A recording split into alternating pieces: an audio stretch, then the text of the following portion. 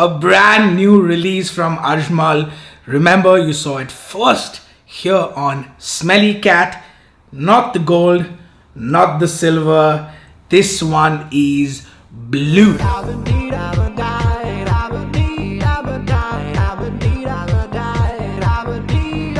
Hello people, hope you've had a wonderful day so far.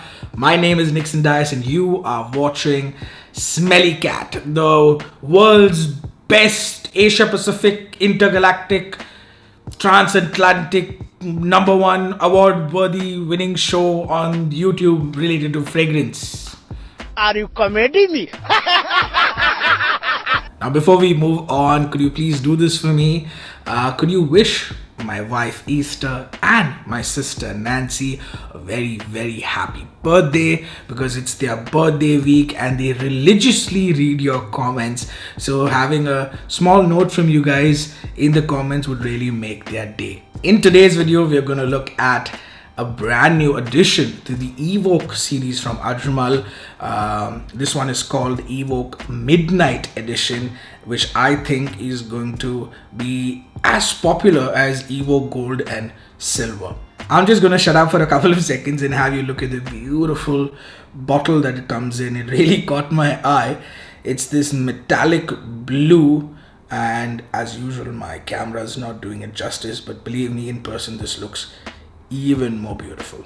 This one is priced similarly to the other Evoke scents, which is the silver and the gold, both for men and women, which is around 130 dirhams here, say 2,500 rupees, or around $40 to $50, depending on where you buy it from. Most of you already know the Evoke series. I don't have the women's fragrances in that collection, but I've had all 3 of the previous releases for men. I have a bottle of the original Evoke back home in India, which is the transparent bottle with a light purple or lavender colored juice inside it. It's a decent scent, nothing wow, powdery and spicy, with a nice lavender and cardamom combo. Then even better than that is the Evoke Silver Edition. I don't think it's being seen in my camera, but yeah, Evoke Silver Edition, which is a very nice alternative to Parfum de Mali's Pegasus, which I prefer compared to Armaf Craze. And then even better than that is the Evoke Gold Edition. Better than that, at least for me. This one is a Prada La Homme alternative and bang for your buck stuff. So this is the new release called Evoke Midnight Edition. It continues with the metallic bottle, but this is metallic blue or metallic midnight, if you want to call it, like a midnight blue. When I first saw this bottle and the images promoting it, which was the bottle in a blue and pink neon light setting, I thought this was going to be a party all night kind of scent. But when I saw the notes, I didn't feel like this was a party all night kind of scent. But let's have a quick look at the notes and then I'll tell you how it actually smells like, okay? Okay. The top notes are mandarin, raspberry and pink pepper. The heart notes are violet flower, cardamom and saffron. And it's got a base of patchouli, musk and tonka. While these are the official notes, here's what my nose picks up. Even though the top is supposed to be a citrusy fresh top, I don't get too much citrus. It definitely has citrus, but not so much that I can pinpoint that it's mandarin orange. Coming to the raspberry, again, I don't get too much of it, not in the opening at least. There is a bit of sweetness, no doubt, but there is also a good dose of spice that gives it that freshness. The main players for me here are the cardamom and pepper note, at least in the first 30 minutes. The cardamom is not just fresh and spicy, but also gives it a bit of a green feel. The pepper, on the other hand, is almost incense-like, and I've actually felt this in other Ajmal fragrances as well. Kuro has an incense-like pepper. A couple of other Ajmals also have pepper, which seems like incense, giving this a little more of a mature feel. Again, taking it away from that midnight clubbing feel that name and the branding gave it. Actually, in all fairness, these are assumptions that I made. Ajmal never came out and said that, hey, go out partying or go out clubbing with Evoke Midnight Edition. These are assumptions I made when I saw the images on the internet or the posts that they made. Now the violet flower in this is Not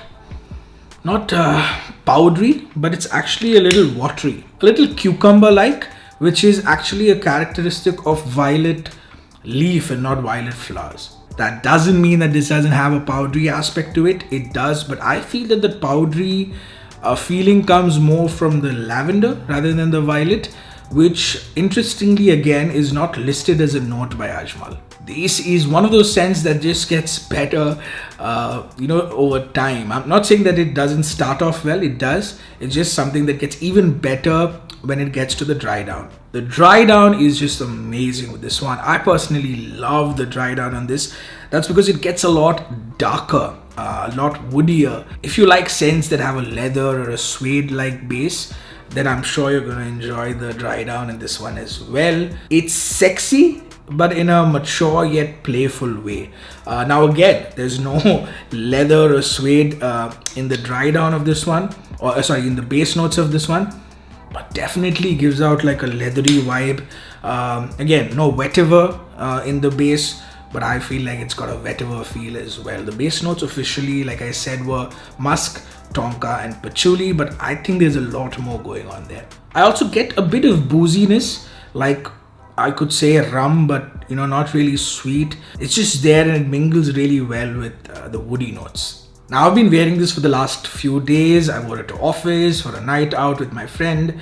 I even wore it for dinner with my wife. And one thing I can say is that it never felt out of place in any of those settings. In office, it became an inoffensive office scent. And in fact, I even got a compliment from one of my colleagues. On the night out, it became this loud and fun scent that was overpowering the other scents around me. And then when I went for dinner with my wife to a nice fancy restaurant, it felt like a warm, elegant, sexy, cozy date night sort of scent. And it performs. It gave me 6 to 7 hours. Decent projection, especially in the first hour, and also decent sillage. I felt like it left a nice bubble around me. I thought it even left a nice scent trail behind. So I would suggest go anywhere between 4 to 8 sprays with this one, depending on what the setting is, when you're wearing it, and where you're wearing it. Now, I tried hard to remember what this smells like, right? So you're probably thinking, Nixon, what does this resemble? Is it an alternative to something? Is it a clone? I actually can't put my finger on it. I won't say it's super unique.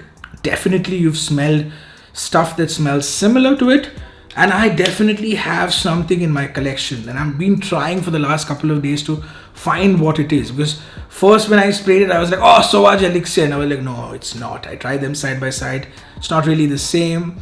I tried a couple of other scents from the Fahrenheit sort of flankers that I have, because that violet leaf or that violet note mixed with some leather gave me like that petroleum vibe, that woody vibe, that watery cucumber like vibe, but I just couldn't put my finger on it. I haven't figured it out yet, but if I do, I'm going to leave it in the comments as a pin telling you what it most resembles. But even if it doesn't, hey, maybe this is a new creation from them, which doesn't resemble any other fragrances or isn't sort of inspired by any other fragrances, which is okay, because on its own it's a really good scent. Now if you're still curious, I would say that you will like this scent if you like these scents. There are so many, so I'm going to put them somewhere here. There's going to be images, so many images rolling one after the other. If you like these scents, then this one will be up your alley, no pun intended. Hope I've given you a fair understanding of what this scent is like.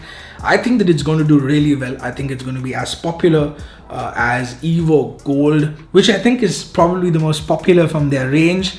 I would definitely suggest that you go and give this a try at an Ajmal kiosk or a store near you. If you know someone who sells Ajmal decants, definitely at least get a sample of this one, because this is one of the good ones out there, and especially for that price, I think you're getting a really good scent. I also realized that with this one, I've probably now got around 30 odd Ajmals in my collection. 30, 35, I'm not sure, maybe even more.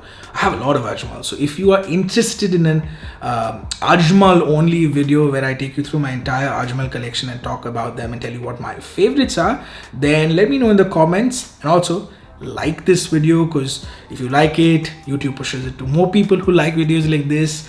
And honestly, it's free, come on guys, and it keeps me motivated, keeps me interested. And until next time, one second, keep smelling amazing.